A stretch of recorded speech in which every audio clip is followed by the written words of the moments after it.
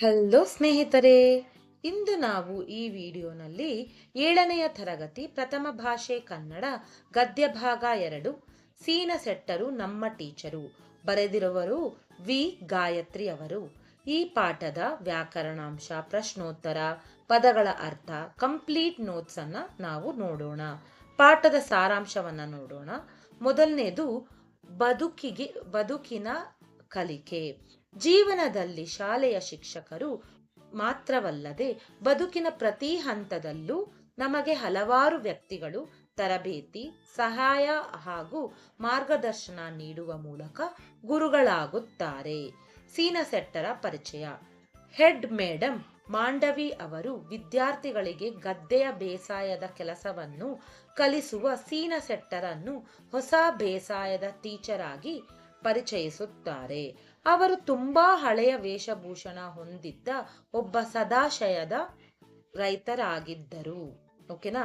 Next ಗದ್ದೆಯ ಕೆಲಸ. Step by step ಇದೆ ಇದರಲ್ಲಿ. ಮೊದಲು ಬದುಕಿನ ಕಲಿಕೆ, ಅದು ಬಂದು ಇಂಟ್ರೊಡಕ್ಷನ್. ನೆಕ್ಸ್ಟ್ ಸೀನ ಸೆಟ್ಟರ ಪರಿಚಯ. ನೆಕ್ಸ್ಟ್ ಗದ್ದೆಯ ಕೆಲಸ. ಮಾಂಡವಿ ಟೀಚರ್ ಅವರು ಶಾಲಾ ಶಿಕ್ಷಣವು ನಿಜ ಬದುಕಿನ ಜೊತೆ ಹಾಸು ಹೊಕ್ಕಾಗಿರಬೇಕು ಎಂಬ ಉದ್ದೇಶದಿಂದ ಶಾಲೆಯ ಮಕ್ಕಳಿಗೆ ಬೇಸಾಯ ಕಲಿಸಲು ಮುಂದಾಗುತ್ತಾರೆ. ಸೀನ ಸೆಟ್ಟರ ಮಾರ್ಗದರ್ಶನದಲ್ಲಿ 50 ಮಕ್ಕಳು ಅತ್ಯಂತ ಸಂಭ್ರಮದಿಂದ ಗದ್ದೆಗೆ ಇಳಿದು ಭತ್ತದ ಸಸಿ ಕೀಳುವುದು ಮತ್ತು ನಾಟಿ ಮಾಡುವುದನ್ನು ಕಲಿಯುತ್ತಾರೆ. ನೆಕ್ಸ್ಟ್ ವಿಷರಹಿತ ಹಾವು.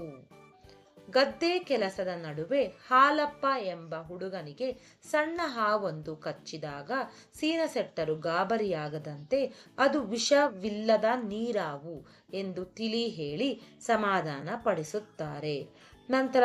ನಂತರದ್ದು ಮಕ್ಕಳ ಆಟ ಮತ್ತು ಚಟಪಟಿಕೆ. ನಾಟಿ ಮುಗಿಸಿದ ವೇಳೆಗೆ ಯಶೋದಳು ಕಂಡುಹಿಡಿದ ಕೈಯಲ್ಲಿಗೆ ಹೋಯ್ತು ಎಂಬ ಆಟವನ್ನು ಆಡುತ್ತಾ ಮಕ್ಕಳು ಕಷ್ಟ ತಿಳಿಯದಂತೆ ಕೆಲಸ ಮುಗಿಸುತ್ತಾರೆ. ಬೆಳೆ ಬೆಳೆದು ತೆನೆ ಬರುವುದನ್ನು ನೋಡಲು ಮಕ್ಕಳು ಮನೆಗೆ ಅಟ್ಟವನ್ನೇ ವೀಕ್ಷಣಾ ಟವರ್ ಆಗಿ ಪರಿವರ್ತಿಸಿಕೊಳ್ಳುತ್ತಾರೆ. ಇದು ಪಾಠದ ಸಾರಾಂಶವಾಗಿರುತ್ತೆ. ನಂತರ ಈಗ ಕೃತಿಕಾರರ ಪರಿಚಯ, ಲೇಖಕರ ಪರಿಚಯವನ್ನ ನೋಡೋಣ. ಲೇಖಕರು ಶ್ರೀಮತಿ ವಿ ಗಾಯತ್ರಿ. ಇವರ ವೃತ್ತಿ ಏನು ಅಂದ್ರೆ ಶಿಕ್ಷಣ ಇಲಾಖೆಯ ಮಹಿಳಾ ಸಂಮುಖ್ಯ ಮತ್ತು ನೀರಾವರಿ ಇಲಾಖೆಯ ಜಲ ಸಂವರ್ಧನೆ ಯೋಜನೆಗಳಲ್ಲಿ ಹಿರಿಯ ಅಧಿಕಾರಿಯಾಗಿ ಸೇವೆ ಸಲ್ಲಿಸಿದ್ದಾರೆ. ಇವರ ಕೃತಿಗಳು ತುಂಗ, ತೋತ್ತೋ ಜಾನ್, ಎಳೆಯರಿಗಾಗಿ ಪರಿಸರ ಹಾಗೂ ಪರಿಸರ ಶಿಕ್ಷಣದಲ್ಲಿ ಅಗತ್ಯ ಕಲಿಕೆಗಳು, ಇವೆಲ್ಲ ಇವರ ಕೃತಿಗಳು. ಈ ಪಾಠವನ್ನು ತುಂಗಾ ಕಾದಂಬರಿಯಿಂದ ಆರಿಸಿಕೊಳ್ಳಲಾಗಿದೆ. ಈ ಪಾಠವನ್ನು ಅವರು ಬರೆದಿರುವ ತುಂಗಾ ಕಾದಂಬರಿಯಿಂದ ಆರಿಸಿಕೊಳ್ಳಲಾಗಿದೆ. ಇವೆಲ್ಲ ಲೇಖಕರ ಪರಿಚಯ. ಓಕೆನಾ. ನಂತರ ಪದಗಳ ಅರ್ಥವನ್ನ ನೋಡೋಣ. ತೀವ್ರ ಅಂದ್ರೆ ಏನು? ತೀವ್ರ ಅಂದ್ರೆ ಹೆಚ್ಚು. ಲಪ್ಪಟೆ ಅಂದ್ರೆ ತಲೆಗೆ ಸುತ್ತುವ ಬಟ್ಟೆ.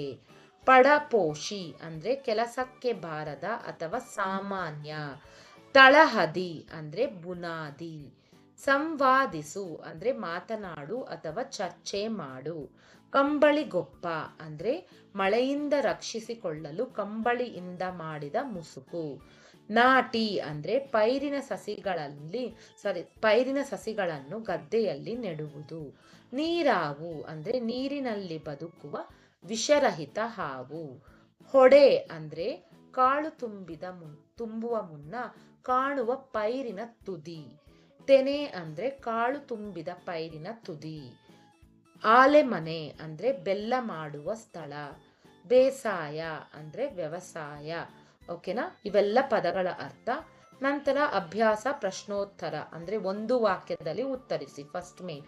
ಮಾಂಡವಿ ಟೀಚರ್ ಯಾರನ್ನು ಪರಿಚಯಿಸಿದರು? ಮಾಂಡವಿ ಟೀಚರ್ ಅವರು ಮಕ್ಕಳಿಗೆ ಹೊಸ ಬೇಸಾಯದ ಟೀಚರ್ ಆದ ಸೀನ ಸೆಟ್ಟರನ್ನು ಪರಿಚಯಿಸಿದರು. ನೀವು ಇಲ್ಲಾಂದ್ರೆ ಮಾಂಡವಿ ಟೀಚರ್ ಸೀನ ಸೆಟ್ಟರನ್ನು ಪರಿಚಯಿಸಿದರು ಅಂತ ಕೂಡ ಬರಿಬಹುದು. ಎರಡನೇದು, ಸೀನ ಸೆಟ್ಟರು ಜಮೀನಿನಲ್ಲಿ ಏನನ್ನು ಬೆಳೆಯುತ್ತಿದ್ದರು? ಸೀನ ಸೆಟ್ಟರು ತಮ್ಮ 3 ಎಕರೆ ಜಮೀನಿನಲ್ಲಿ ಸಾಸಿವೆಯನ್ನು ಬೆಳೆಯುತ್ತಿದ್ದರು. ಮಕ್ಕಳು ಏನು ಹಾಕಿಕೊಂಡು ಗದ್ದೆಗೆ ಇಳಿದರು.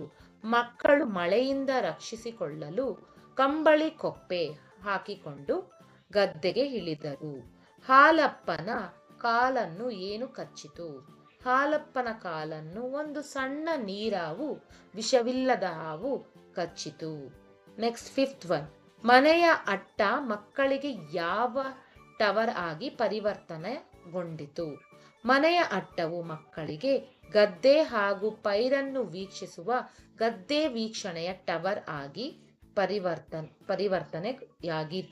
ಪರಿವರ್ತಿತಗೊಂಡಿತು. ಓಕೆನಾ.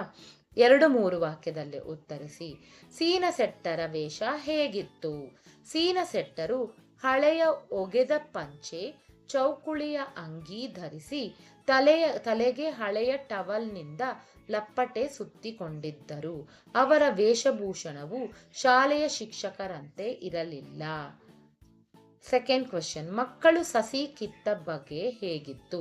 ಮಕ್ಕಳು ಮೊದಲು ಸಸಿ ಕೀಳಲು ಕಷ್ಟಪಟ್ಟು ಅನೇಕ ಸಸಿಗಳನ್ನು ಹಾಳು ಮಾಡಿದರು. ನಂತರ 10 ಬಾರಿ ಪ್ರಯತ್ನಿಸಿ ವೇಗವಾಗಿ ಸಸಿ ಕಿತ್ತು ಕಟ್ಟು ಮಾಡುವುದನ್ನು ಕಲಿತರು. Third one. ಹಾಲಪ್ಪನಿಗೆ ಹಾವು ಕಚ್ಚಿದಾಗ ಸೀನಸೆಟ್ಟರು ಏನು ಹೇಳಿದರು. ಸೀನಸೆಟ್ಟರು ಹಾಲಪ್ಪನಿಗೆ ಅದು ವಿಷವಿಲ್ಲದ ನೀರಾವು ಎಂದು ಸಮಾಧಾನಪಡಿಸಿ ಗಾಬರಿಯಾಗಬೇಡವೆಂದು ಧೈರ್ಯ ತುಂಬಿದ್ದರು. ಓಕೆನಾ. ಈ ಕೆಳಗಿನ ಮಾತುಗಳನ್ನು ಯಾರು ಯಾರಿಗೆ ಹೇಳಿದರು. ಹಂಗಾರೆ ಸೀನಸೆಟ್ರು ಇನ್ನು ನಮ್ಮ ಟೀಚರು. ತುಂಗಾಳು ಇತರ ಮಕ್ಕಳ ಎದುರು ಹೇಳಿದಳು. ಈ ಮಾತನ್ನು ತುಂಗ ಹೇಳಿದಳು. ಮುಂಚೆ ನಾವು ಸಸಿಗಳನ್ನು ಕೀಳಲ್ಲ. ಸೀನಸೆಟ್ಟರು ಮಕ್ಕಳನ್ನು ಉದ್ದೇಶಿಸಿ ಹೇಳಿದರು. ಸೀನಸೆಟ್ಟರು ಮಕ್ಕಳಿಗೆ ಹೇಳಿದರು, ಮುಂಚೆ ನಾವು ಸಸಿಗಳನ್ನು ಕೀಳೋಣ ಅಂತ. ಇವತ್ತು ಪೂರ ಕಿತ್ತೇ ಹೋಗೋಣ. ಮಕ್ಕಳು ಸೀನಸೆಟ್ಟರಿಗೆ ಹೇಳಿದರು. ಕೈ ಎಲ್ಲಿಗೆ ಹೋಯ್ತು. ಯಶೋದಳು ಗದ್ದೆ ಕೆಲಸದ ವೇಳೆ ಆಟದ ಸಂದರ್ಭದಲ್ಲಿ ಹೇಳಿದಳು. ಯಶೋದಳು ಈ ಮೇಲಿನ ಮಾತನ್ನ ಹೇಳ್ತಾಳೆ. ನೆಕ್ಸ್ಟ್ ಭಾಷಾಭ್ಯಾಸ. ಬೇಸಿಗೆ ಮತ್ತು ಶಾಲೆಯ ಸಂಬಂಧಿಸಿದ ಪದಗಳನ್ನ ವರ್ಗೀಕರಣೆ ಮಾಡಬೇಕು, ವಿಂಗಡಣೆ ಮಾಡಬೇಕು. ಓಕೆನಾ. ಅಲ್ಲಿ ಫುಲ್ ಲಿಸ್ಟ್ ಕೊಟ್ಟಿರ್ತಾರೆ ಟೆಕ್ಸ್ಟ್ ಬುಕ್ ಅಲ್ಲಿ, ಅದರಲ್ಲಿ ವಿಂಗಡಣೆ ಮಾಡಬೇಕು. ಬೇಸಾಯಕ್ಕೆ ಸಂಬಂಧಪಟ್ಟಿದ್ದು ಗದ್ದೆ, ಸಸಿ, ನಾಟಿ, ಪೈರು, ಜಮೀನು, ರೈತ, ಕೆಸರು, ತೆನೆ, ಗೊಬ್ಬರ. ಅದೇ ರೀತಿ ಶಾಲೆಗೆ ಸಂಬಂಧಪಟ್ಟ ವಸ್ತು ಬೆಂಚು, ಕಪ್ಪು ಹಲಗೆ, ಪುಸ್ತಕ, ಪೆನ್ನು, ಮೇಸ್ಟ್ರು, ಗಂಟೆ, ಸೀಮೆ, ಸುಣ್ಣ. ಇವೆಲ್ಲ ಶಾಲೆಗೆ ಸಂಬಂಧಪಟ್ಟ ವಸ್ತುಗಳು. ಓಕೆನಾ, ಪದಗಳು. Next grammar. ಸರ್ವನಾಮದ ವಿಧಗಳನ್ನ ನೋಡೋಣ. 3 ವಿಧ ಇರುತ್ತೆ. ಪುರುಷಾರ್ಥಕ ಸರ್ವನಾಮ. ಉದಾಹರಣೆ ನಾನು, ನಾವು, ನೀನು, ನೀವು, ಅವನು, ಅವರು. ಅಂದ್ರೆ ನಾನು, ನೀನು, ಅವನು. ನಾನ್ ಮಾಡೋದು ಉತ್ತಮ, ನೀನ್ ಮಾಡೋದು ಮಧ್ಯಮ, ಅವನ್ ಮಾಡೋದು ಪ್ರಥಮ ಅಂತ ಹೇಳ್ತೀವಿ ಶಾರ್ಟ್ ಫಾರ್ಮ್ ಆಗಿ. ಆತ್ಮಾರ್ಥಕ ಸರ್ವನಾಮ. ಆತ್ಮಾರ್ಥಕ ಸರ್ವನಾಮಕ್ಕೆ ಉದಾಹರಣೆ ತಾನು, ತಾವು, ತನ್ನ, ತಮ್ಮ, ತಮ್ಮದು, ತನಗೆ, ತಾತ ಬಂದ್ರೆ ಅದೆಲ್ಲ ಆತ್ಮಾರ್ಥಕ ಸರ್ವನಾಮ. ಪ್ರಶ್ನಾರ್ಥಕ ಸರ್ವನಾಮ ಅಂದ್ರೆ ಕ್ವಶನ್ ಕೇಳೋದು.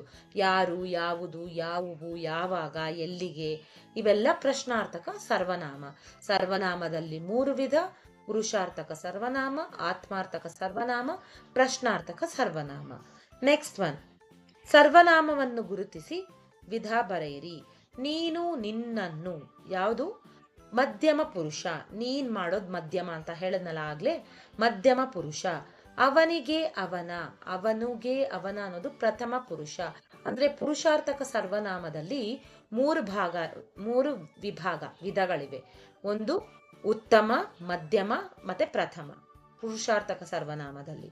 ಓಕೆನಾ. ಇದ್ರಲ್ಲಿ ನೀವು ವಿಂಗಡಣೆ ಮಾಡಬೇಕು. ನೀನು, ನಿಮ್ಮ, ನಿನ್ನ, ನೀನಿ ಅಂತ ಬಂದ್ರೆ, ನೀನು, ನೀನಿ ಅಂತ ಬಂದ್ರೆ ಅದು ಮಧ್ಯಮ ಪುರುಷ. ಅವನು ಅಂತ ಬಂದ್ರೆ ಪ್ರಥಮ ಪುರುಷ. ಅವನು, ಇದರಲ್ಲಿ ಅವನು ಅನ್ನೋದು ಪ್ರಥಮ ಪುರುಷ ಆಗುತ್ತೆ. ತನ್ನ ಅನ್ನೋದು ಆತ್ಮಾರ್ಥಕ ಸರ್ವನಾಮವಾಗುತ್ತೆ. ನಾವೇ, ನಾನು, ನಮ್ಮ, ನಮ್ಮದು ಅಂತ ಬಂದ್ರೆ ಅದು ಉತ್ತಮ ಪುರುಷ ಆಗುತ್ತೆ. ಇದರಲ್ಲಿ ನೋಡಿ, ನಾವು ಅನ್ನೋದು ಉತ್ತಮ, ನಿಮ್ಮ ಅನ್ನೋದು ಮಧ್ಯಮ, ಅವುಗಳನ್ನು ಅನ್ನೋದು ಪ್ರಥಮ ಪುರುಷ. ಈ ವಿಡಿಯೋಲಿ ನಾವು ಕಂಪ್ಲೀಟ್ ಕ್ವಶನ್ ಆ್ಯಂಡ್ ಆನ್ಸರ್ಸು ಅಂದರೆ ಪ್ರಶ್ನಾರ್ಥಗಳು, ಕವಿ ಪರಿಚಯ, ಪಾಠದ ಸಾರಾಂಶ, ಕವಿ ಪರಿಚಯ, ಮತ್ತು ಪದಗಳ ಅರ್ಥ, ಪ್ರಶ್ನೋತ್ತರಗಳು, ಮತ್ತು ವ್ಯಾಕರಣ ಭಾಗಗಳನ್ನು ಯಾರು ಯಾರಿಗೆ ಹೇಳಿದರು, ಇವನ್ನೆಲ್ಲ ನಾವು ಕಂಪ್ಲೀಟ್ ಮಾಡಿದ್ದೀವಿ. ಈ ವಿಡಿಯೋ ನಿಮಗೆ ಇಷ್ಟ ಆಗಿದ್ದರೆ ನಮ್ಮ ಚಾನಲ್ನ ಲೈಕ್ ಮಾಡಿ, ಮತ್ತು ಶೇರ್ ಮಾಡಿ, ಮತ್ತು ಸಬ್ಸ್ಕ್ರೈಬ್ ಮಾಡಿ, ಮತ್ತು